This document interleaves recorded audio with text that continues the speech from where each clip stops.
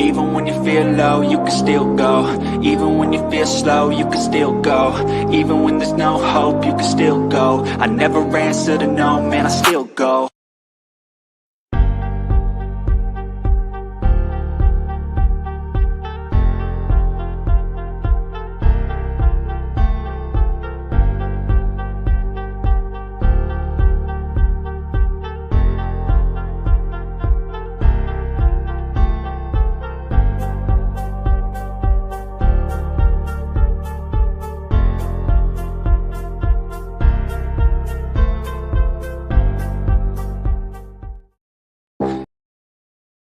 Even when you feel low, you can still go. Even when you feel slow, you can still go. Even when there's no hope, you can still go. I never answer to no, man, I still go. What is good, everybody? Good evening, everyone. January 9th, 2025 is about 8:01 on the PM here in the Bronx, New York. And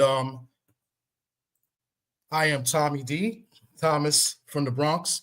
And I am not Rich Mancuso. Rich Mancuso is going to be back next week, next Thursday at Keep It in Ring. I'm here taking over for my good friend Rich. He can't do it for personal reasons, but he is definitely watching, and he will be back next Thursday. So you're asking yourself, who am I? Who is Thomas? Well, I'm a fellow guy from the Bronx. I'm a good friend of Rich. I also have a podcast myself, TD Sports Talk, where we talk all sports, mainly boxing, and we go to a lot of boxing events. And we also talk wrestling as well, football, baseball, and we'll talk a little bit of that. And I'm also every Sunday featured on Pedro Fernandez's show on Ring Talk Worldwide on Sirius Radio and on the Sports Byline podcast, Sports Byline USA. You can check us out there with my guy Pedro Fernandez, who does a great job. He's been covering boxing for over 40 years. So, yeah, let's get to it. I want to wish everybody a Happy New Year. I know it's January 9th, so let's say the cutoff is today for the Happy New Year. And, and we'll get to it, man. We got a big year of boxing, and I'm going to focus on the first quarter of the year. I think the first quarter of the year, there's some really good events. A lot of good cards have just been mentioned for the first 3 months of the year. We got fights coming up in the next few weeks. We got fights in February, and then it will cap it off in March with the Tank Davis versus Lamont Roach fight that's here in Brooklyn, New York in the Barclays, and that's going to be a big event as well. And we're going to talk about it. We're going to talk about that, and I think we're going to lead off first, and we're going to talk about the beginning of the year. We started off yesterday with the Australian, the big guy, the big cruiserweight, Jai Opetaia. Big fight. He fought a undefeated guy, a taller guy. He was like 6'6", and David Nyika. Excuse me if I mess up anybody's name. 10-0. He had 9 KOs. Not really well known, but he's from New Zealand, Australia, and he gave him a good fight. It was a good fight for what it lasted for how long it lasted. It lasted 4 rounds. Vicious knockout by Jai Opetaia. And they were slugging it out, and that guy did not come in for no payday, or he came in to try to win. It was for the IBF cruiserweight title, and Jai Opetaia looked tremendous. He did, in my opinion, I thought he got rocked in the second round. Caught Opetaia's attention, but recovered, and he ended up hurting him in round 3, and vicious knockout in round 4. I thought maybe the ref should have maybe stopped it after that knockdown before, but nevertheless, Jai Opetaia, he looks good. And then what happened right after that fight is he went out and he called the other big cruiserweight, the Mexican Gilberto Ramirez, 47-1 with 30 KOs. Who's also a champion in his own right. He's the WBO champion and the WBA champion. I think he called them out, looking to unify the titles. And then the fourth title is the WBC, which has not been defended for like 2 years. Is a Badu Jack. Badu Jack, 41 years old. He's been around a long time. He's a guy that fought like Adonis Stevenson and Gene Pasquale. He's fought a numerous amount of guys, but he hasn't fought since like February of 2023. So I think Jai Opetaia is a guy you want to look out for. in the cruiserweight division, and then maybe one day challenging for a world heavyweight title. That's usually how it goes. Usyk, the undisputed heavyweight champion of the world, well, formerly undisputed. He was undisputed for a day after the IBF took the strap away because they don't honor rematches. But he was also undisputed in the cruiserweight division as well. So I look for Jai Opetaia to unify and maybe become undisputed in the cruiserweight division. Zurdo Ramirez is no pushover. He's a tough guy. His only loss was to Dimitri Bivol. Dimitri Bivol pretty much outboxed him, and Zurdo, he packs a good punch, and he also takes a good punch as well. So I think that'll be a good, interesting fight. If the fight was to happen, I guess we could talk about it later on. I'm sure Rich will talk about it, but I'll give you my prediction right now. I see it. I think Opetaia may stop this guy, and I think he stops Ramirez maybe late in the rounds because I think Zurdo tends to get tired, and the gas tank seems to go out late in rounds. So I can see Opetaia maybe stopping him late. But it definitely, Ramirez is a good boxer as well, and it definitely would be a tough matchup for Opetaia. So real quick, I'm just going to look in the comments, see if anybody's in there. Just say hello to everybody joining us, watching the show today as I take over from my main man, Rich Mancuso. I see Mr. Shelton. How you doing? Thanks for coming through. The Jab Jamboree. Salute. Anthony Bolton, thank you for coming through. Salute to you. My man, Judah Ben, thanks for coming through, man. Salute, bro. Who else is here? Danny Berry Sports Highlights. Thanks for coming through. Appreciate you. On Facebook, we got my man Kyle Krieger. He says the main event finish fell flat for me.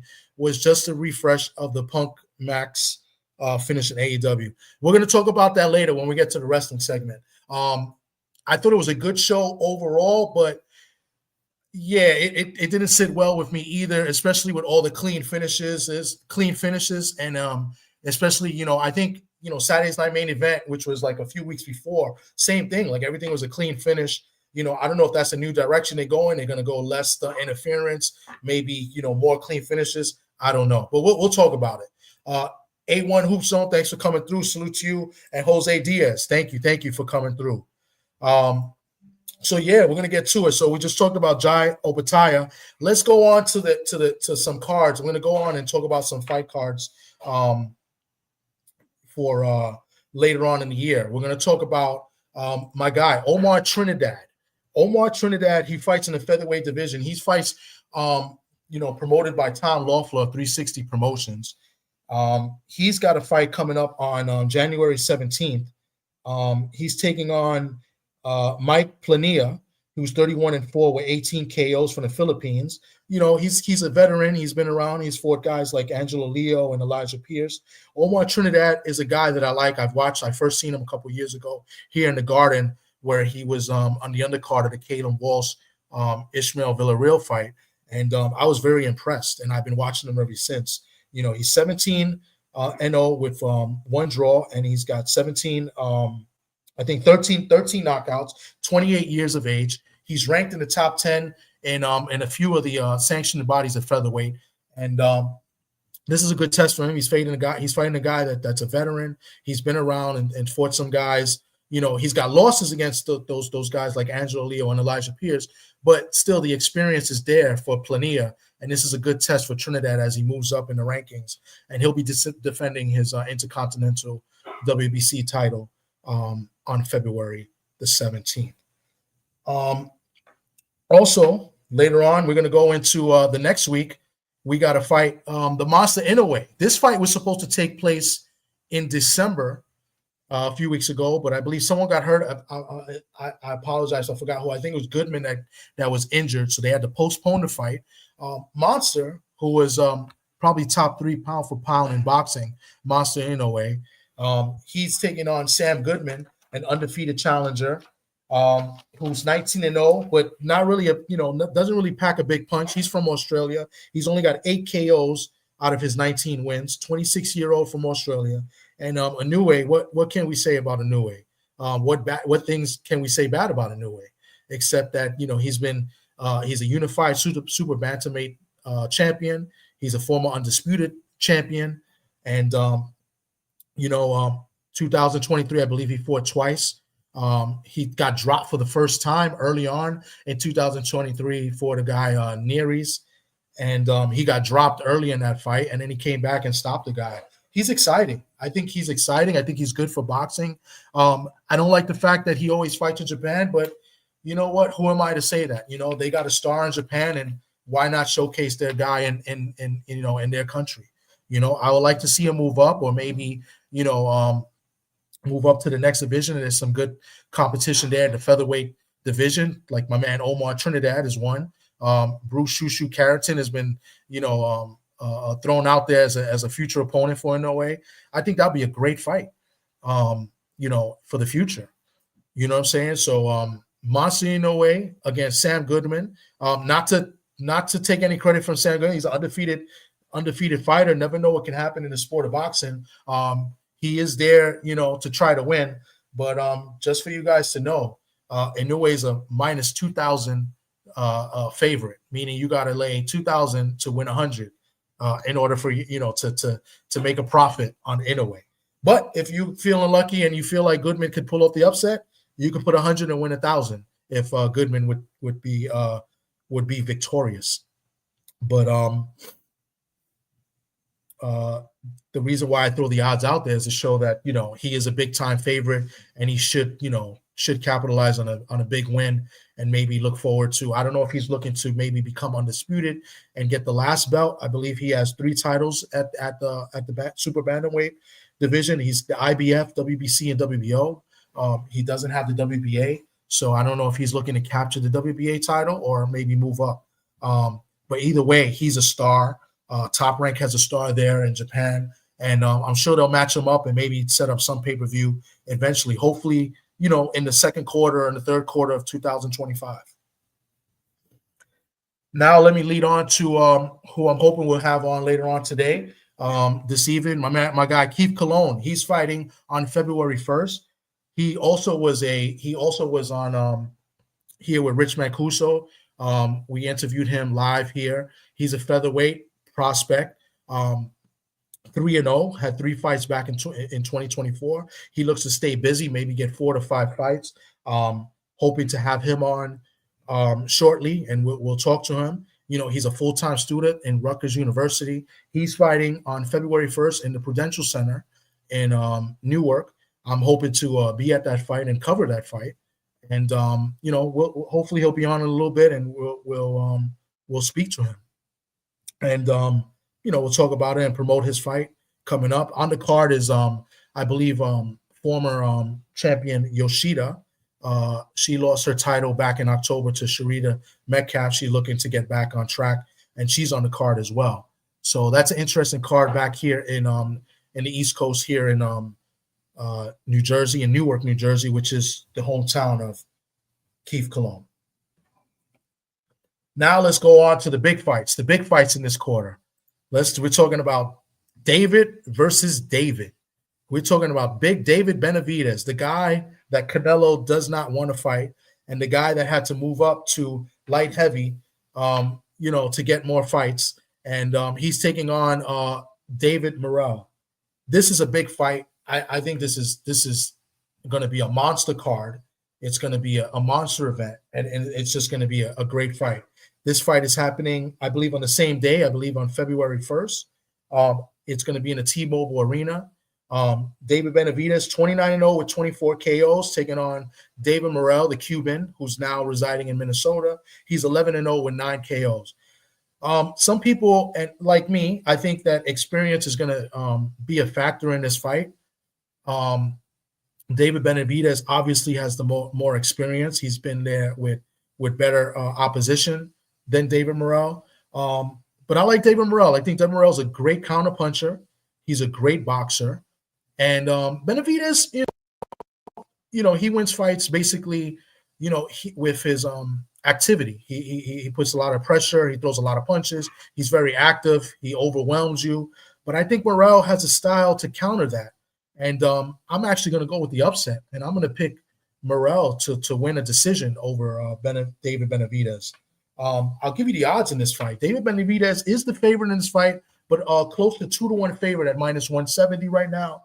And David Morrell is a plus 130 in this fight. Let me look on to the comments. I see Bruce Gass. Thanks for coming through. Salute to you. And just want to keep going back and forth to the comments just to make sure, if anybody got any questions, please, drop them in there. I got a poll going up right now as to what you guys think is going to be the biggest card in the first quarter or the biggest card you guys are looking forward to.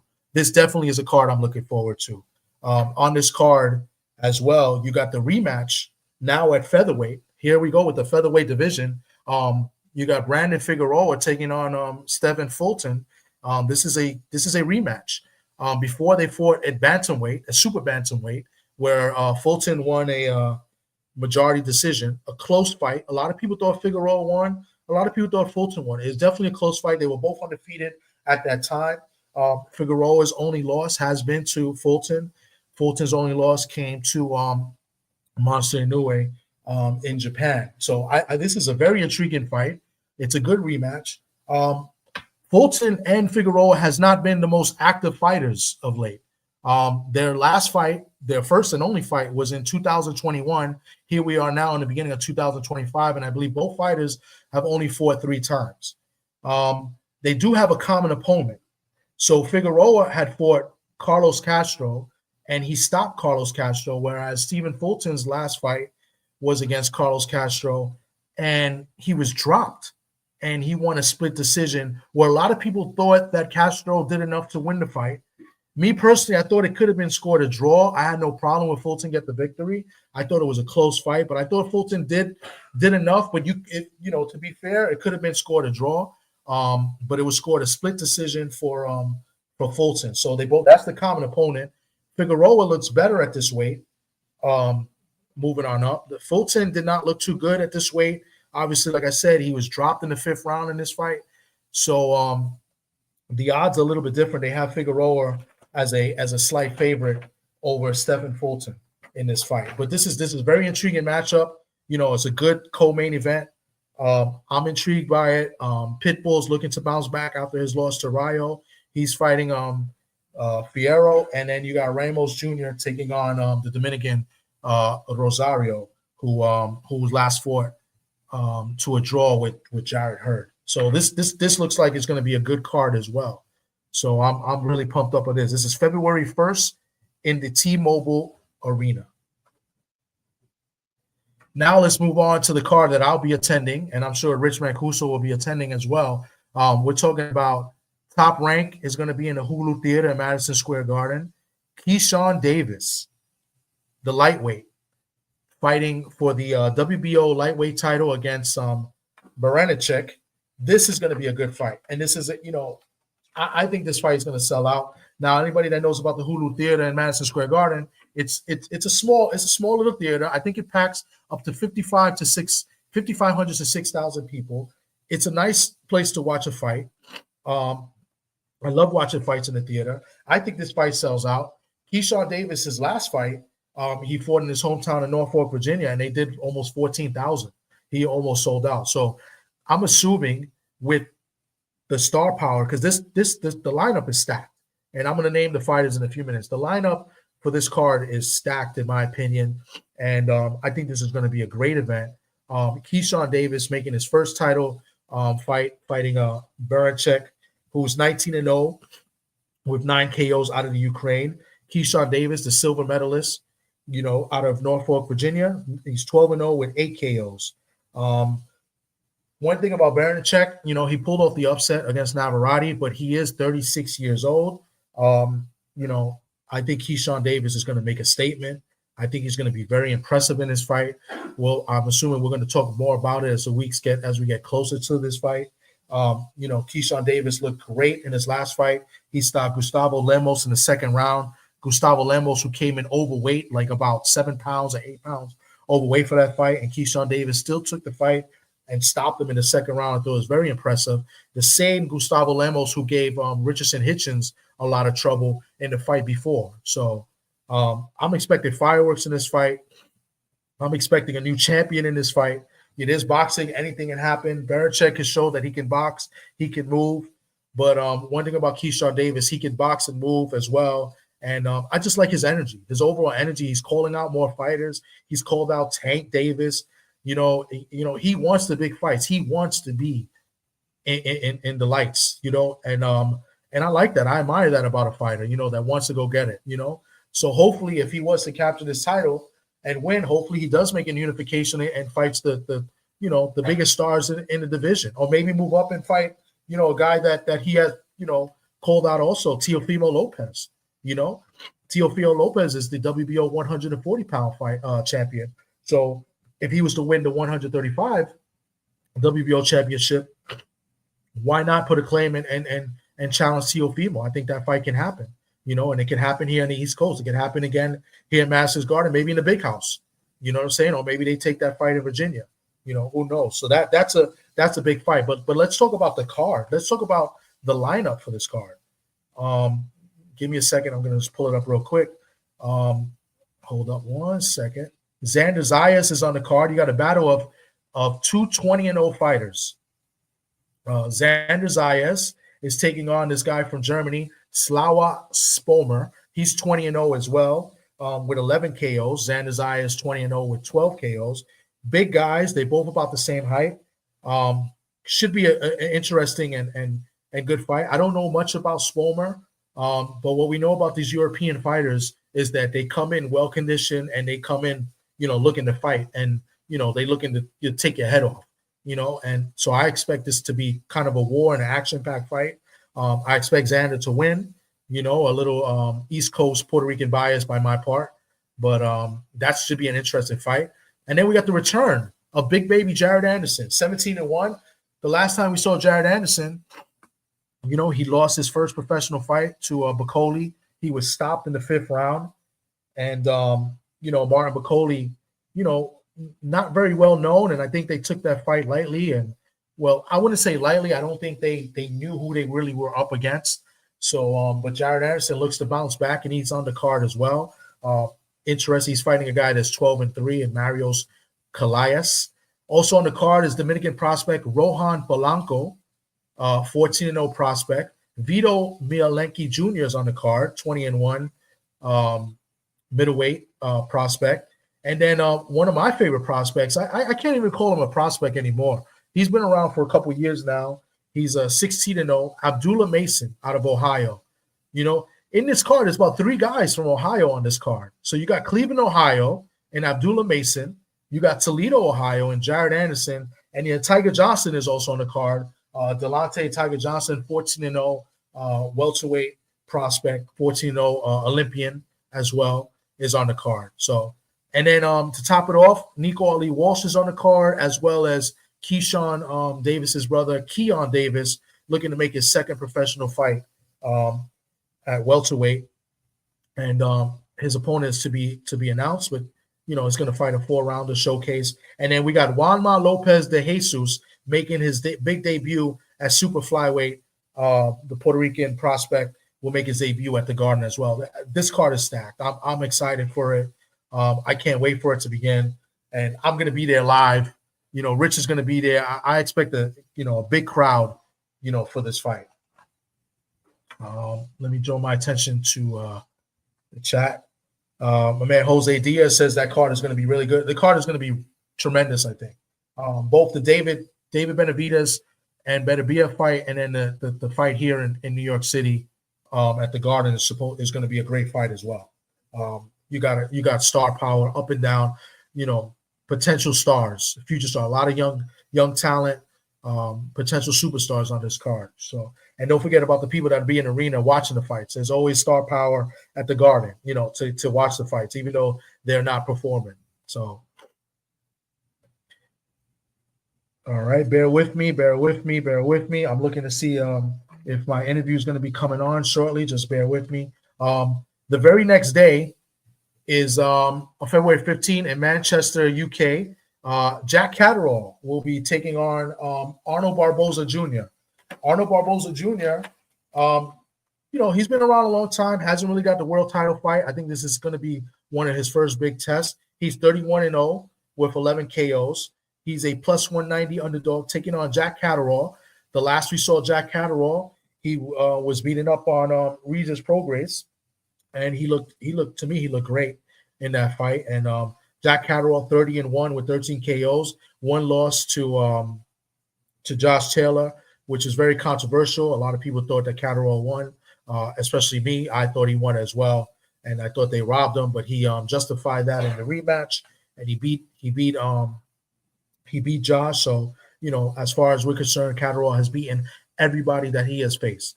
So that's a big fight here, not here. That's going to be in Manchester, UK. All right, guys, give me a few minutes. We're gonna go to a little commercial break real quick. I'm gonna see if we can get Keith Cologne on. He just called me a second ago. Hold on 1 second. Give me a second. I think he just popped in. Give me 1 second, and we're gonna talk to my man Keith Cologne real quick. Okay. All right. What's good, Keith? My guy Keith Cologne. Featherweight prospect out of Newark, New Jersey. We spoke many times before. I've been to his fights a couple of times already. I look forward to going to his fight.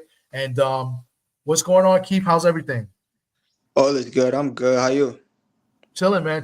Having, covering for my man Rich Mancuso. I appreciate you coming on and rocking with us for a few minutes.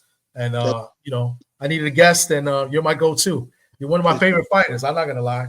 Appreciate that. What's going on, man? So you got a fight coming up February 1st. Tell us a little bit about that and, a little bit about the promotion. Yeah, I got a fight February 1st in Newark, New Jersey, the Prudential Center. This opponent that I got, I know he's not coming to lay down. He motivated me a little bit, like to just go a little bit harder at my training camps and my workout. So like right after this, I'm about to go do my thing, get another workout in. But that being said, February 1st is gonna be a lot of excitement. It's gonna be a great night of boxing, and I'm ready to put on a show for my people. Oh man, that's what's up. Real quick, I'm not sure. I think you might have answered this before with me personally. Is this going to be a 4-round or 6-round? Nah, this is my last 4-rounder. Okay, last 4-rounder. Okay, well it hasn't seemed to matter anyway because they haven't really gone 4 rounds anyway. You've been getting them out of there, 3 knockouts and stuff like that. So, do you have an opponent lined up? Yeah. My opponent got locked in. So, okay. My opponent got locked in. He's tough. He's tough. He coming to fight. Not only is he coming to fight, but I feel like he's gonna come to win. So okay. I feel like it's gonna be a great fight. Is he from the area? Do you know where he's from or? Nah, I know he close by because he fought on the same card that I fought on in Atlantic City. Okay. So I know he's definitely like local, but I'm not sure exactly where he's from. Okay. All right. So that's good. And one thing about Keith Cologne, just to let you guys know, 3-0. He just finished amateurs early on last year in 2024. Started pro in July 2024. He brings a big fan base. Like he's selling tickets. At these fights. So, I've been to the fights. I've witnessed it firsthand. I'm assuming you're going to have a big crowd. You're going to have a big turnout again this in your next fight as well. Oh yeah, definitely. A lot like the tickets is going. A lot of people they wait to the last minute, but it's just like if you want the best tickets for the best tickets for what you paying, I suggest get them early just because a lot of the sections is already filled up. People say, hold the ticket. But, people come to me like, oh, I need 4 right now.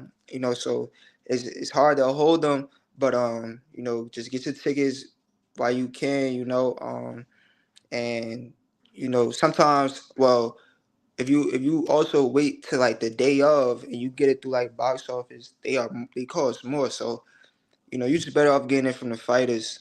It's easier, and you can actually have the physical tickets. You ain't gotta wait or get a digital scan through your phone. Yeah. We're old school, very old school, and now everything is electronic anyway, right? So that's pretty cool. I like actually having the actual ticket because when I do go to events and I have the ticket, I save the ticket. I don't throw them out. I got old Yankee tickets from back in the day. I still have them like a little shoebox. That's just me. I know a lot of people. There's some people that just like that, but I don't like this electronic ticket stuff. Especially like in the Super Bowl and stuff, like the tickets cost a lot of money, and a lot of people go to these events just to say that I was there. But where's your Right. proof? Like you got to pull up like the digital. I could have the ticket and prove that I was at that fight. Yeah, So yeah, nah. I that's like pretty cool. personally, I like the physical tickets. That's Yeah. what I was, brought up on, and that's what I'm kind of used to. The digital one is just like, all right, something happens, like I don't know, I can't tell you that. But if you actually had the actual physical ticket, then it's something different. Okay. Yeah, no, I agree. Yeah, I'm definitely a ticket guy. So a couple more things, and then I'm going to see if maybe you rock out with us, and when we talk about the next card. But so, what are your plans for 2025? Like, you planning, like, how many fights you're looking to have this year? What's the Uh, goal? Realistically, I feel like about between 4 to 5. 4 to 5 is a decent amount of fights this year. Um, if they keep on ending early, then we're gonna lean more towards 5, maybe even 6. See what's reasonable. But I'd say 4 to 5, just because you also like when you start fighting too much, that's when you start getting like crazy injuries, and it's just like I want to stay away from that. I'm still early in my career. There's no need to rush. Yeah, and I think so. And fighting often does help you stay on weight too, does it? Like it Oh yeah, keeps it you is. on weight, or you just always, in fight Nah, shape pretty much. nah. Like I'm not too far my way at all. If I had to make my weight next week, I'll be able to do it. But I work hard. I stay in the gym, so I'm never too far off. Okay. All right, we got a question in the chat. My man Jose Diaz, he says, so in the David versus David fight, David Benavidez against David Morrell, who do you see winning this fight? I got Benavidez. I feel like Morel, he got all the skills and the knowledge and the ring IQ to win. But I feel like just he hasn't been at that level, or he hasn't been in like a real tough dog fight. Benavidez has been in those fights. He had to bite down and not just win, but to get these guys up out of there to stop him. So I feel like that's the difference. I feel like Morrell hasn't seen the type of presence in his recent fights that Benavidez have. I agree with that. I kind of mentioned that too. I think the experience does favor better Benavidez. I'm actually picking Morrell. I like Morrell's coach. I think Ronnie Shields is a big factor in this fight too. I think he's a Definitely, he's a, he's a really good coach, and I think he's going to have him definitely prepared for this fight. So definitely. definitely, maybe we'll make a little sideways, or we'll bet a bottle of For water or sure. something. All right. Okay, I But with got that being said, maybe you rock out with me for the a little bit of the show, because I got some time to kill. We got this card coming up. This is a big card. We got the rematch, Beterbiev versus Bivol Part 2. you. This Yeah. is a big card. This card, I think, is probably the best card of the quarter right now. I mean, it's packed. But who you got in this fight and why in the rematch? I like Bivol, and I'm gonna be honest. I like Bivol. I feel like I got better view again though. It's just I don't know. I feel like I seen that. I feel like Bivol didn't have enough at that time to really like. I wanted him to hold his ground a little bit more. I wanted him to look a little bit more comfortable. Now, if he's able to do that, I got Bivol 110%. But I'm not sure if he'll be able to do that. I'm not sure if he'll be able to be comfortable even while he's on the ropes or even while he's boxing. It just look a little bit rushed and forced when he fought him the first time. So that's why I'm leaning towards Better V. But I feel like that's really a 50-50 fight going into this next one. Yeah, I think it's a 50-50 fight going in again. I think I'm favoring Beterbiev. I just think that Bivol was a little bit upset with the decision. I thought Beterbiev won a close fight. I thought it was a legit fight. You could have scored it a draw. I Yeah, think that Bivol is going to try to step on the gas a little bit more, and that's gonna be his mistake. I think Beterbiev is known for knocking guys out. This was the first fight Beterbiev had that he didn't stop a guy. He yeah, all his fights, I believe, he's 20-0. Now he's 21-0 and 20 knockouts. So right. I think Bivol is going to try to step on the gas a little bit more, and he might get caught with something. And I can see Beterbiev stopping Bivol in this fight. Now, Mm. on the other side of it, you got a guy that's 39 years old. So, Yeah. Father Time, you never know, what can happen. He could turn old overnight. But I got Better Biev in this fight. I think Better Biev, I think he stops him this time. I got Better Biev in like the 8th or 9th round. Yeah, I feel like that's a close fight. Cool.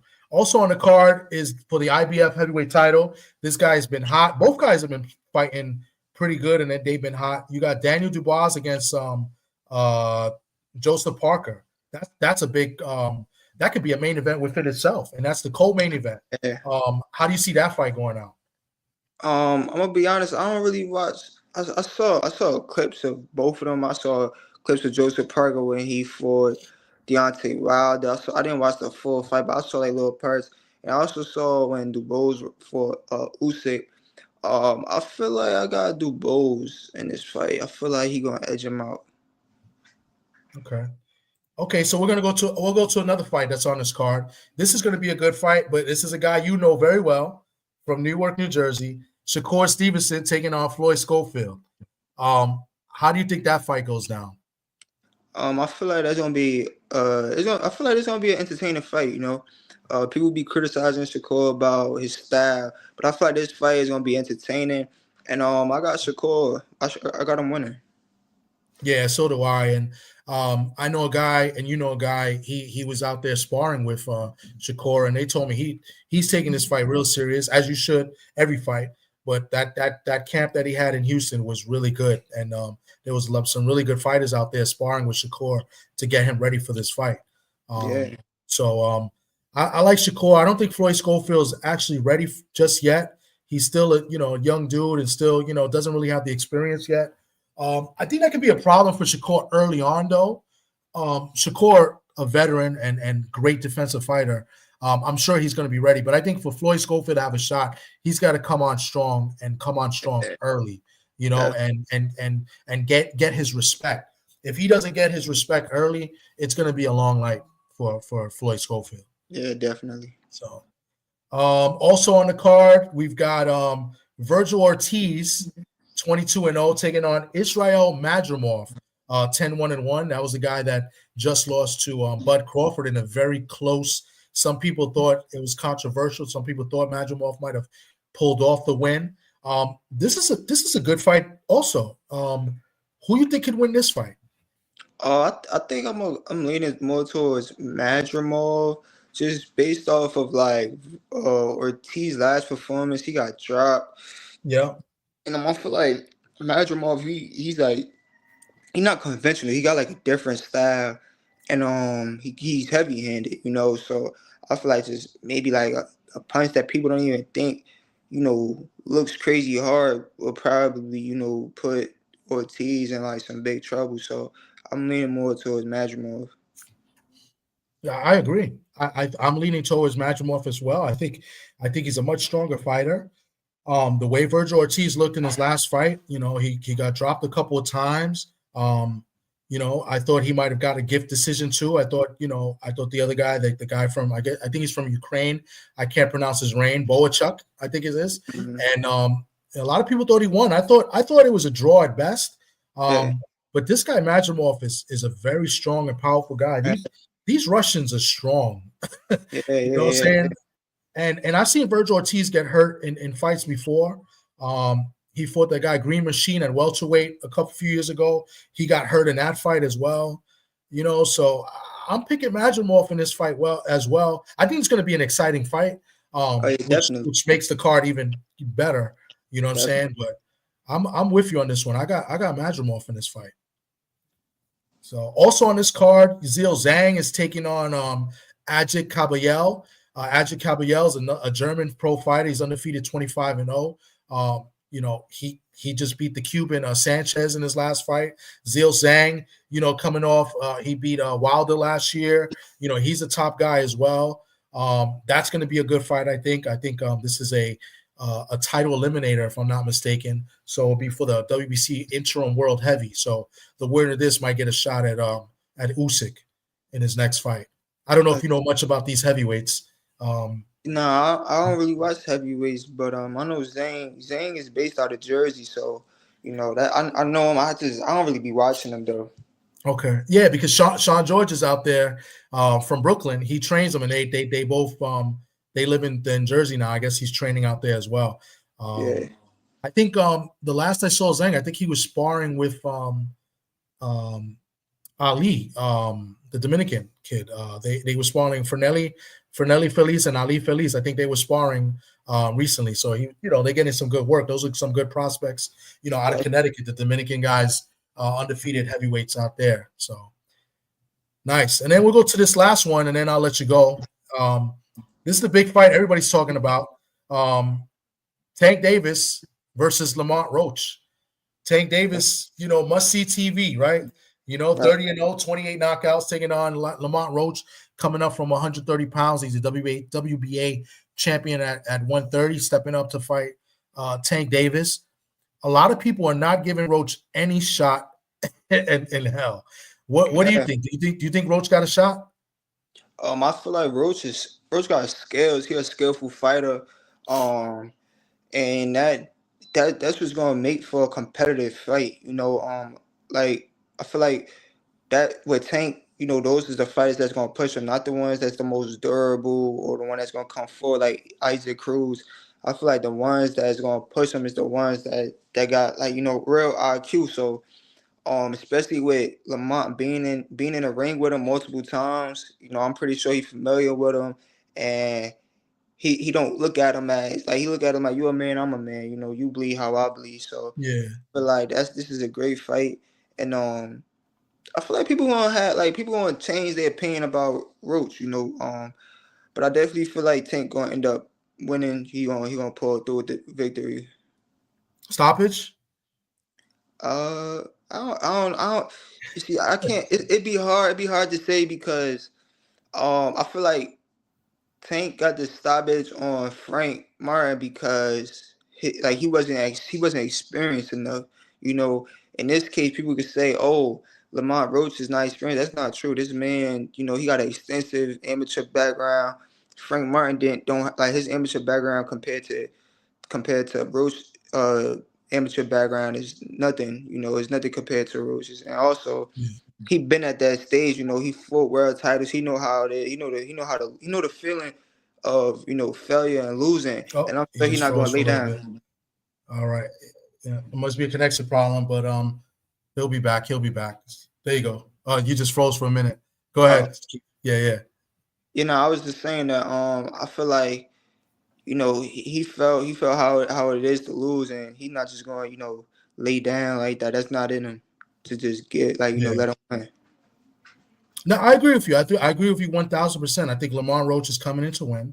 I think he can box. He has a good amateur background, and but for me, in my opinion, I think for Lamont Roach to win, he has to be perfect because one thing about Tank is an underrated boxer. Like everybody looks at Tank and they see like he's this big knockout puncher. I think Tank is a great boxer as well.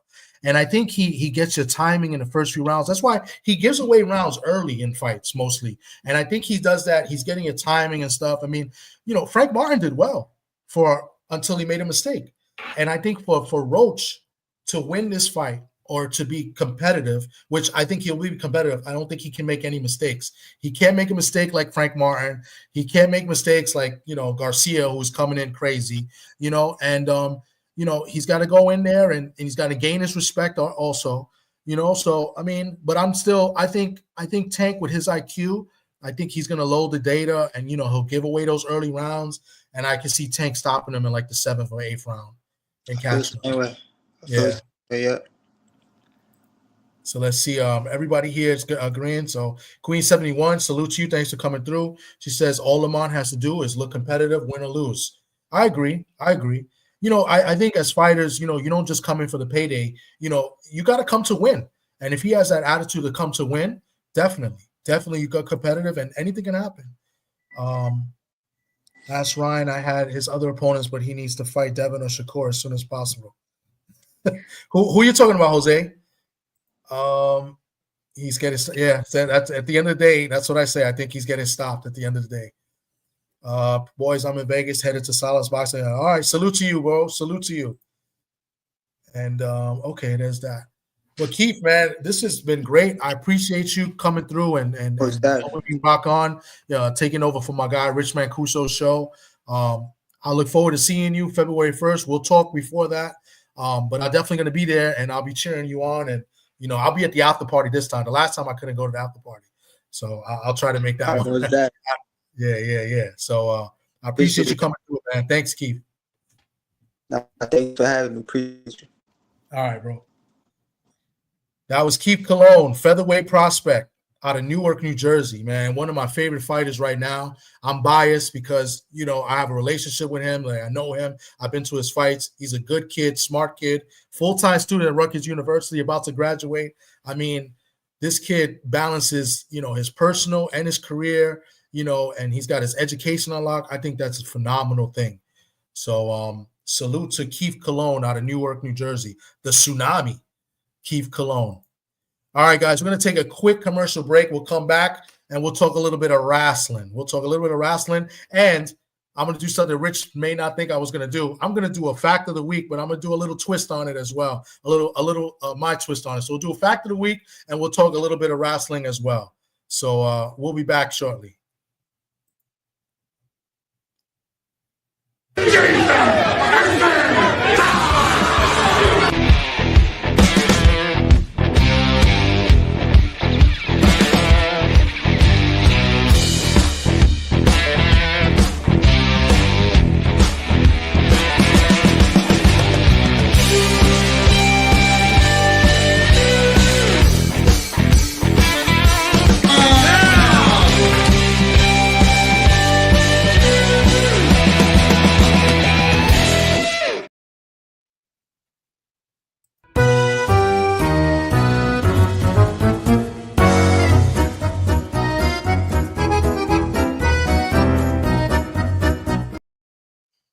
All right, ladies and gentlemen, here we go. We got the fact of the week. What we're going to do is, today is Thursday, we'll do a little throwback Thursday. So today is January 9th, 2025. Let's go back 83 years. January 9th, 1942.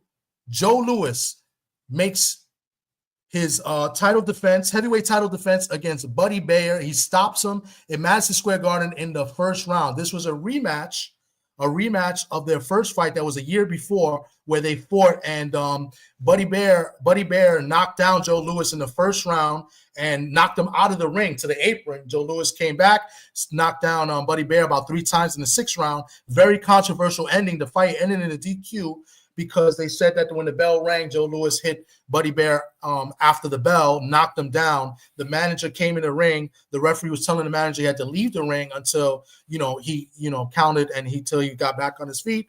And the manager refused to leave, so they DQ'd him. So therefore, they had the rematch back in 1942, where Joe Louis made his 20th title defense. So the fact of the week is Joe Louis has the most title defenses in boxing and heavyweight in all divisions. What is the number of title defenses that Joe Louis has? Can anybody put in the chat if you know what the total amount of title defenses that Joe Louis had? Let's see if anybody gets that. This is the fact of the week. A little bit of trivia. I already said 1942. That was his 20th, so that's a little bit of a clue. So it has to be more than 20 title defenses. So can anybody put in the chat what is the record for the most title defenses for a title? I'll give 10 seconds and then I'll give the answer. So Joe Louis has that record for most title defenses. In January 9, 1942, he defended it for the 20th time. What is the record? And I don't see anybody put it. I don't think anybody was alive back then. So it was 83 years ago. William Old School says, I can't remember. I don't think you're that old, William Old School. But the record is 26 title defenses for Joe Louis, the Brown Bomber from Alabama. Joe Louis, 26 title defenses. So now we're going to go into a little bit of wrestling talk. We're going to go into this past Monday night was the big reveal, the big WWE showcase on Netflix. Monday Night Raw, now on Netflix. I thought it was a great beginning. You had John Cena showed up. You had The Rock was there, and they started off with this big 3-minute promo of with Triple H narrating the promo. I thought that was phenomenal. I thought that was a great thing by Triple H. Not only him coming out and saying, him saying Triple H, him coming out and just saying that this is professional wrestling. They didn't really go into sports entertainment. It's like this, it's kind of saying, professional wrestling is here. It's like a big announcement to the world. And I thought that was a great promo. And I like the fact that he said, his real name, Paul Levesque. He said, I, Paul Levesque. And I think with him doing that, he made a statement saying, this is a new era in wrestling, a new era in the WWE. It's no longer his father-in-law, Vince McMahon. He's out of the picture. This is now Paul Levesque's image, his view on the company, his image of how professional wrestling is going to carry on. And I just thought it was phenomenal. The vision, the creativity, it's all going to be Paul Levesque. This is his show, right? And I thought it was great. Just putting the world on notice, what the WWE is going to be doing going forward. So as far as the card itself, as far as the event itself, I thought it was pretty good. A lot of people, had high ratings about it. I've been watching wrestling for over almost 40 years, right? And I give it a 6 out of 10. I thought The Rock was great. He came out, gave his promo. The Rock came out, and then after that, they started off. I know it was going to be the main event, but they led off with Roman Reigns taking on Solo Sikoa for in a tribal for tribal chief in the tribal combat match. A lot of people were expecting some type of twist, some type of there was interference because it was tribal chief rules and tribal combat rules, but it was a clean win pretty much, right? Roman Reigns was victorious. I didn't like the way he won. It kind of made Solo look weak, in my opinion. I was expecting The Rock to come out and maybe turn and maybe challenge Roman Reigns or maybe help Solo win, and even after the match, when The Rock came out, I was like, okay, this is it. And he came into the ring and he had the Mula Fala. I apologize if I said that incorrectly. And the Mula Fala, and he put it around Roman's neck. And I was expecting him not to. I thought that Paul Lee was going to put it on The Rock's neck, but that didn't happen. So I was a little disappointed in that. I wanted to see some type of turn or some type of, moment, but apparently it didn't happen. Maybe something happened in the future. I'm not sure what The Rock's schedule is like. I don't know if The Rock, I know they've been talking about The Rock versus Roman or The Rock, versus Cody Rhodes, maybe WrestleMania. So let's see what happens. But I was kind of disappointed in that. But overall, the match was pretty good. Roman Reigns went over. I don't know what they're gonna do with Solo and the Bloodline going forward, because I think it kind of weakened the brand a little bit. But we'll see. Also on the card, there was about 4 matches. Every match ended in a clean win. No interference, no cheating, no controversial ending. Every match ended in a clean win, kind of like Saturday's Night Main Event. Saturday's Night Event a few weeks ago, every match was kind of clean win too. I thought that was pretty shocking.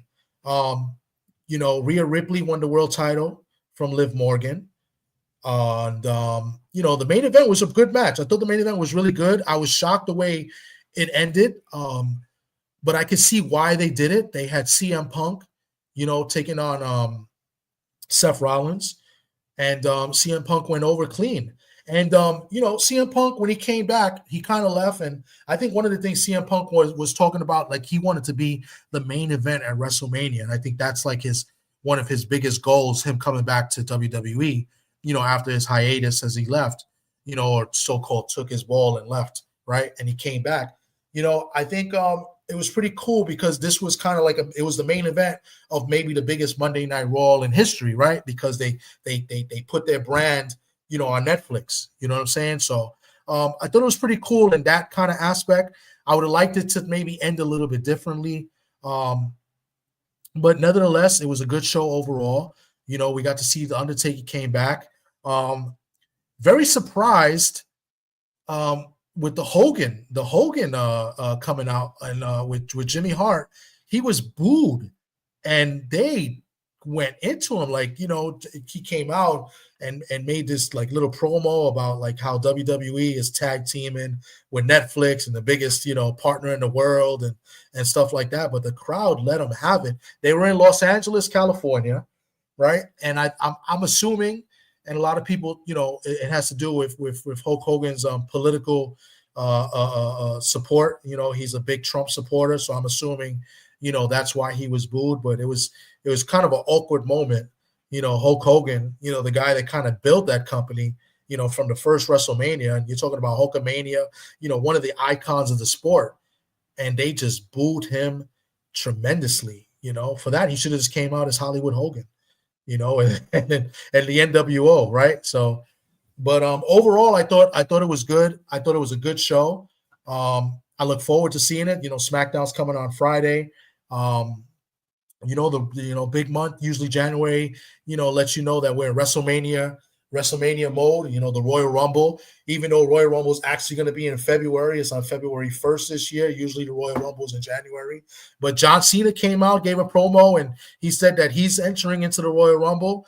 If you guys didn't know, John Cena is, this is it. This is going to be like his last year. It's kind of like his going away tour. And a lot of people are asking, do you think that John Cena, breaks the record? He's 16-time world champion, right? Does he break the record of Ric Flair and become 17-time world champion? So that's going to be intriguing to see if he wins the Royal Rumble and goes on to WrestleMania. So he threw his hat into the match, and he'll be in the Royal Rumble. And February 1st, that's going to be a big event. But I'm assuming John Cena is going to make a bunch of appearances this year, especially on pay-per-view. So, it's good to see John Cena. It's sad to see him go. I'm not a big John Cena fan, but, what John Cena brings to the company, I think is great for the business. So I'm very intrigued, and I'm very interested. And if you're a wrestling fan, this is a great time to be a wrestling fan, especially, WWE right now. So now on Netflix and then now they're bringing back Saturday's night main events. They're going to have a few more of those, so Raw is coming here to the Garden, I think, in a couple of months. Tickets will probably be off the chain, but, I look forward to that. I think that'll be the first Monday Night Raw in the Garden in a while. And, that's going to be a big event, almost as a pay-per-view event, sort of. So looking forward to that. So, guys, that's all I got. G5 Gabe, thanks for coming through. Salute to you, bro. Thanks for coming through. That's all I got for you guys. Hopefully you guys enjoyed the show. We spoke a little bit of boxing, a lot of boxing. We have my guy Keith Colon on, spoke a little bit of wrestling. Next week, my man Rich Mancuso comes back. I hope I, did a good job, to his liking. So maybe I could come back in the future as a guest, and help out with the show. Rich is a good guy, and I look forward to seeing him again next week. So I appreciate everybody that came through. Much love and support to all of you guys. I know I said I wouldn't say it again, and the cutoff is today, but Happy New Year to you guys. Many blessings, for 2025 and beyond. And like my guy, Rich Mancuso, always says, keep it in the ring. Take care, everybody. Even when you feel low, you can still go. Even when you feel slow, you can still go. Even when there's no hope, you can still go. I never answer to no, man, I still go. Even when you feel low, you can still go. Even when you feel slow, you can still go. Even when there's no hope, you can still go. I never answer to no, man, I still go.